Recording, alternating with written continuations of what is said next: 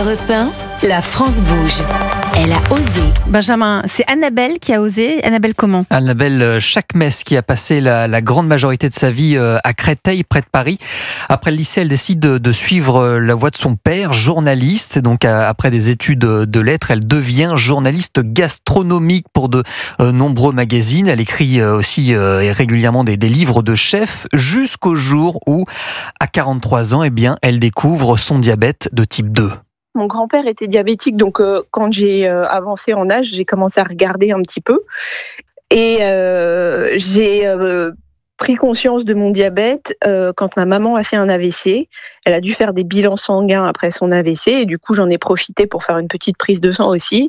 Et en fait, le laboratoire m'a appelé en me disant « écoute, viens tout de suite ». J'ai dit « qu'est-ce qui se passe ?» C'est ma mère, il me dit « non, c'est toi ». T'es à 3,60 g de glycémie à jeun et à 11,6 d'hémoglobine glyquée, qui est un marqueur qui donne une moyenne du diabète sur 3 mois en fait. On est considéré comme diabétique à partir de 6,5. Donc 12, c'était beaucoup. C'est un cataclysme pour Annabelle. Imaginez devenir diabétique alors que son métier c'est de manger, de goûter et de déguster des bons petits plats.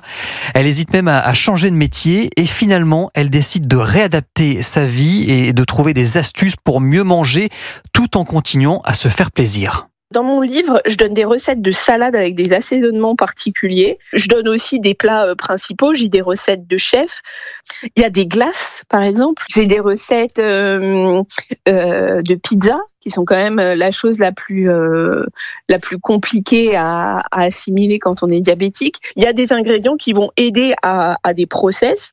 L'acidité du citron va ralentir la digestion et donc du coup le sucre arrivera un petit peu moins vite dans le sang, mais il arrivera quand même. Donc ça veut juste dire qu'on peut jouer sur l'indice glycémique avec du citron.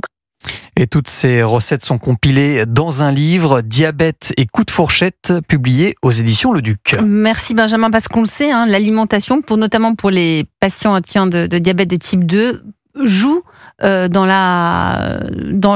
l'évolution ou pas du diabète. Oui, on sait qu'aujourd'hui que 70% des nouveaux cas de diabète de type 2 sont liés à l'alimentation, en cause notamment à ces produits ultra transformés par exemple. Samir, quand on a un diabète de type 2, on fait attention aussi à l'alimentation, plus que la normale, ou ça n'a rien à voir? Énormément, il faut compter ses glucides dans chaque assiette. Alors c'est pareil, avec l'expérience, on arrive à optimiser, mais oui.